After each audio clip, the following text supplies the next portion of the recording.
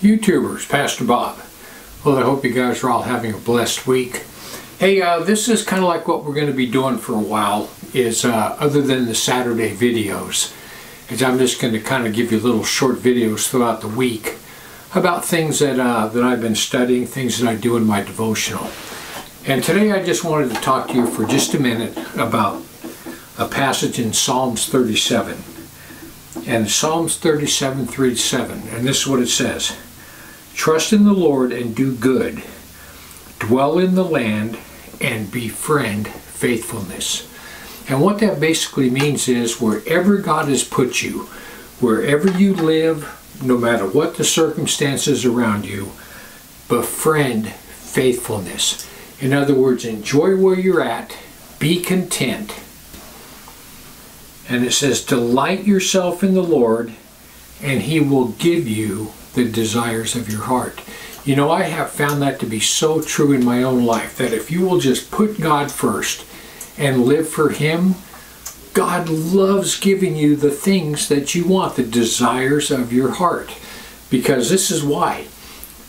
When you start living according to God's will, faithfulness, when faithfulness is a part of your inner being, the desires of your heart generally line right up with the desires that God has for you. It's kind of amazing how that works. It says, commit your way unto the Lord, trust in Him, and He will act. People, listen. Commit your way unto the Lord, and when you have a need, and when you have a want, when you pray about it, it says God will act. It cuts down on that waiting period. And then verse 6 says, He will bring forth your righteousness as a light. It says, be still before the Lord and wait patiently for Him. Now listen, where it talks about He will bring forth your righteousness as the light. Everybody knows, we've talked about this before, right? The white stone. The stone that one day, when you arrive at heaven, God's going to walk up and give you this white stone. And on that stone is going to be your name. The being that God created, that is your name. Names have meanings. And when you see that name, you're going to go, that's me. That's me. But listen, it says He's bringing forth your righteousness. In other words, right now, God is molding you into the name on that stone, the being He created. He's gently steering you and guiding you into the exact creature that He created you to be.